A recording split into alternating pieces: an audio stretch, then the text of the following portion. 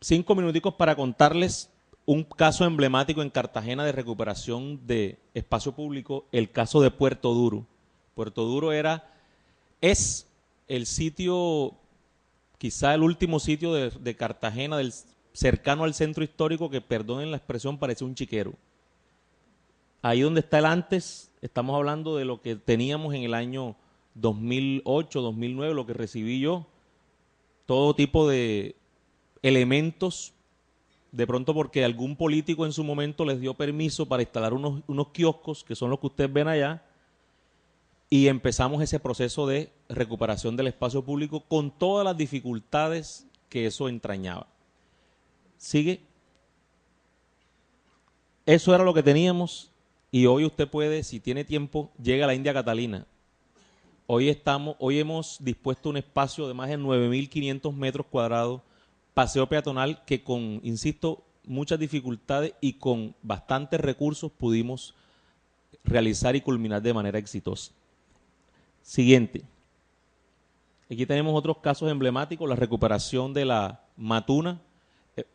Una de las mesas de trabajo que vamos a tener el día miércoles, vamos a tratar este caso específico con todas las particularidades que tuvo.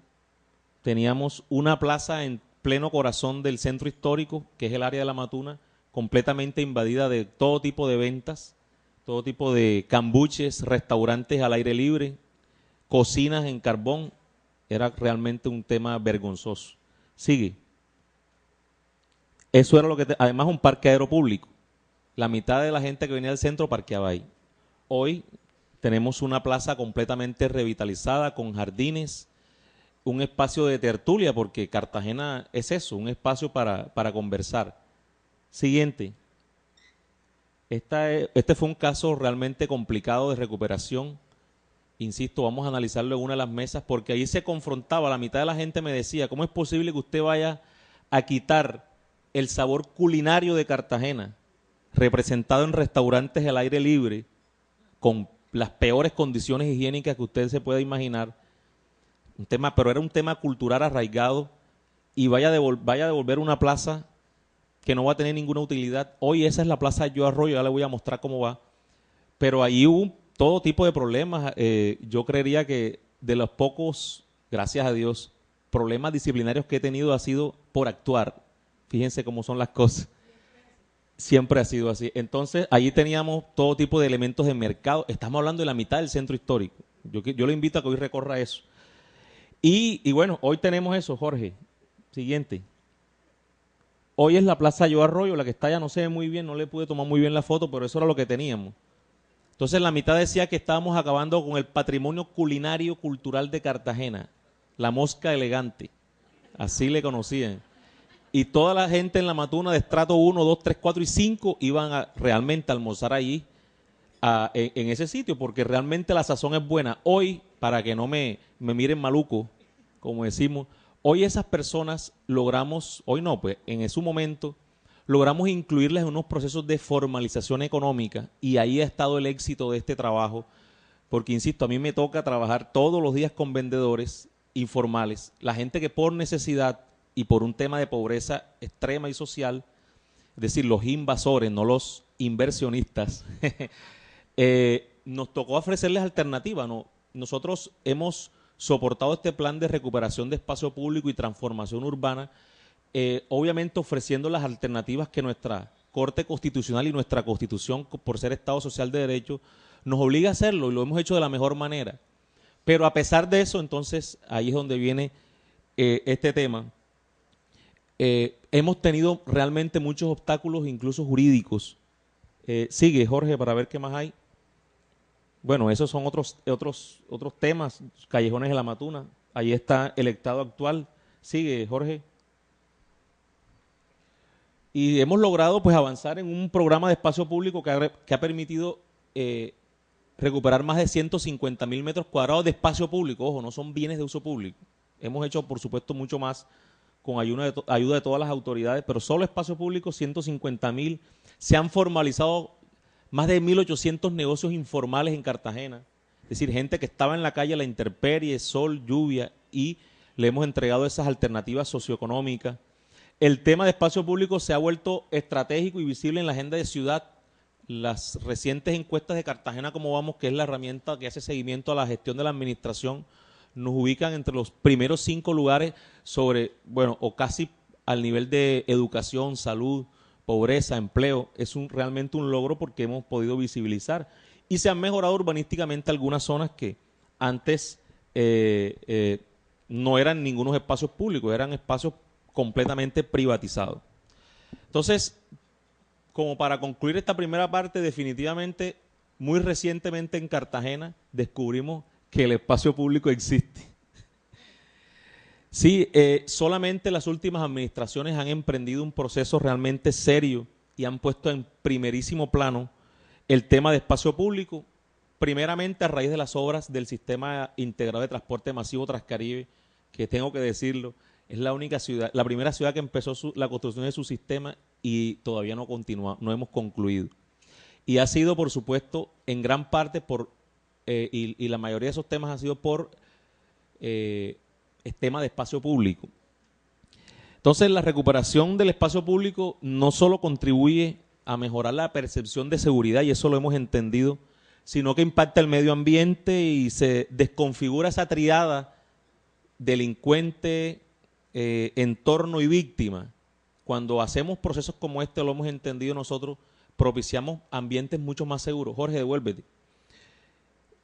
Creo que todos aquí conocen la teoría de las ventanas rotas y en los últimos años el distrito ha asumido, digamos, esa directriz en pro de mejorar esos espacios públicos que nosotros, digamos, hemos querido intervenir y fortalecer esas acciones tendientes a mejorar la seguridad del espacio público, el espacio que nos pertenece a todos. Pero insisto, definitivamente solo en los años recientes en Cartagena hemos descubierto que el espacio público existe.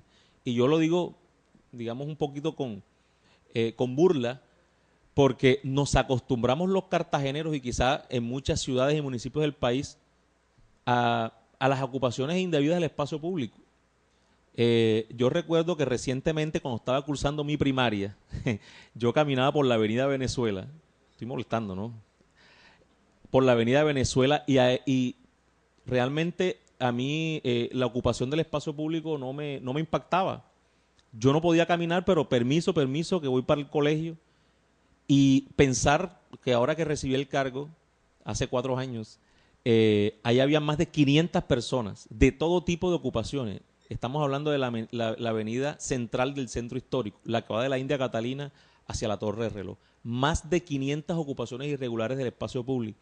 Y hoy tenemos un problema que persiste, y es que la presión del comercio informal y también del formal tiene en riesgo ese espacio público que costó realmente muchísimo recuperar. El capitán Roa expresaba en su exposición que efectivamente el alcalde es la primera autoridad, el representante legal del municipio, el jefe de la administración local y por supuesto como atribución especial constitucional y legal tiene la de cumplir y hacer cumplir todo el ordenamiento jurídico sin ningún tipo de excepción. Pero vamos a poner un ejemplo diciente de los obstáculos que yo hablé que teníamos. Por ejemplo, a quien encierre una vía u ocupe el espacio público se le puede sancionar con una multa que va desde medio salario mínimo hasta 200 salarios mínimos. Pero también puede pagar entre 50 y 500 pesos. O simplemente cumplir la orden de restitución de espacio público. Todo depende de la norma que nosotros podamos aplicar. ¿Cómo así? Es que en materia de sanciones a esta clase de infractores, es decir, la gente que descaradamente ocupa o invade el espacio público, así como la definición sobre el uso del espacio público, hay tanta gama de probabilidades para quienes ejercen la función de vigilancia y control que parece más una maraña que una indicación clara de lo que nosotros como autoridades podemos hacer. El código único para los invasores del espacio público realmente en Colombia no existe. El tema aparece mencionado en todas partes, la Constitución, el Código Civil, ya lo vimos acá, la Ley de Reforma Urbana, la Ley de Sanciones Urbanísticas, entre otros. Por ejemplo evidente de este desorden en la normatividad, que quiero referirme concretamente a las sanciones que se le debe imponer a aquellas personas que sin tener permiso ocupan el espacio público, por ejemplo, cerrando una vía vehicular o peatonal. La ley de reforma urbana dice en el artículo 66, numeral D, que se aplican multas sucesivas que oscilan entre medio salario mínimo legal y 200 salarios mínimos legales mensuales para quienes ocupen en forma permanente los parques públicos, zonas verdes y bienes de uso público o los encierren sin la autorización de las autoridades de planeación. Pero el Código Nacional de Policía, por ejemplo, es bastante generoso.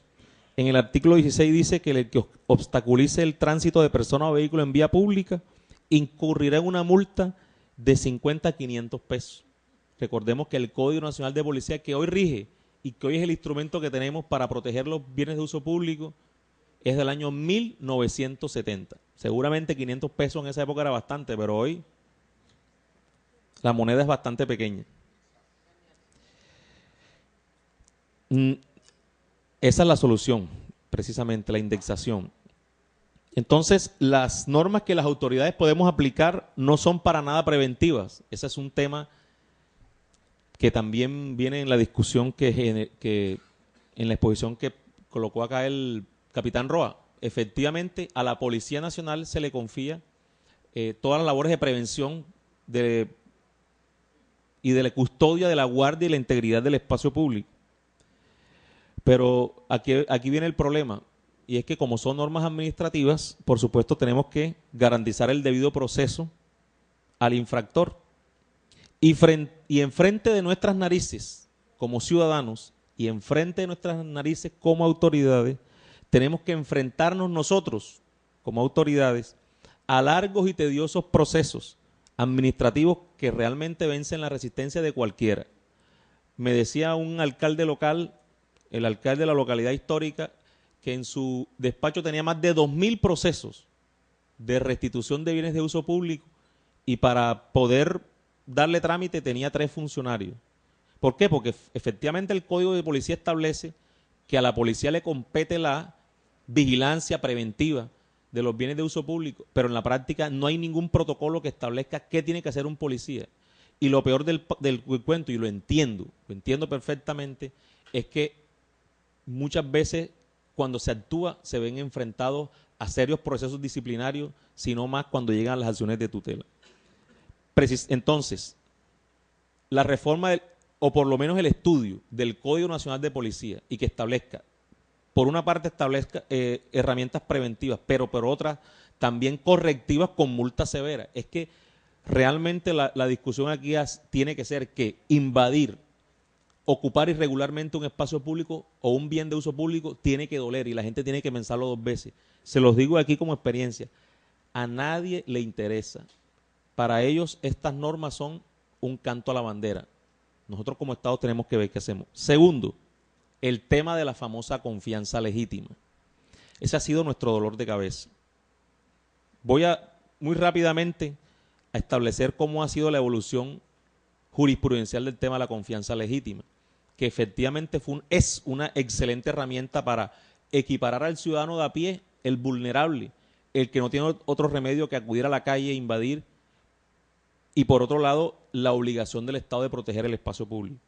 Primero, la Corte Constitucional estableció que la confianza legítima se probaba con permisos, con autorizaciones, con censos, con carnet, y efectivamente nuestros políticos de hace muchos años dieron ese tipo de instrumentos para que la gente explotara irregularmente el espacio público.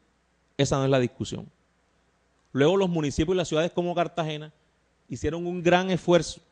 Hicimos un gran esfuerzo para censar a todos los vendedores, establecer, digamos, por lo menos una formalidad para establecer a quién iba dirigida nuestra política. Entonces, ya no solamente eran los permisos, sino la omisión. Simplemente, si una persona llega a una calle, a una plaza y monta un negocio informal o formal y se queda ahí 2 o 3 días, nos toca empezar un proceso administrativo de restitución que definitivamente, insisto, es desgastante.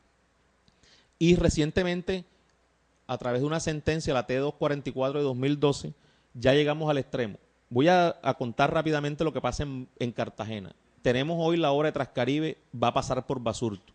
Nos preparamos 5 años, desde el 2007 hasta el 2012, haciendo censo, hablando con la gente, socializando las medidas. A todos les dimos una oportunidad para una alternativa, porque ahí habían más de 900 vendedores estacionarios. Y resulta que la Corte Constitucional, después de todo este proceso que nosotros previmos para no vulnerarle el derecho a nadie, entonces estableció que ya no solamente eran los vendedores informales el objetivo de toda la política de espacio público, sino que también había que incluir a población vulnerable. Por ejemplo, el que cuidaba carro. Por ejemplo, el voceador de los almacenes. Tenemos almacenes en Basurto que se dedican a todo a 1000, todo a 1000, todo a 1000. Como lo vamos a afectar, entre comillas, tenemos que incluirlo. Entonces, llamado respetuoso a que revisemos este concepto porque son obstáculos, primeros legales y por supuesto también jurisprudenciales que realmente hacen tedioso y difícil. Que cuando hay voluntad política, que es lo que piden siempre, la gente pide voluntad política para esto. Nosotros la hemos tenido en Cartagena, pero realmente pongo dos herramientas, seguramente puede generar polémica este tema.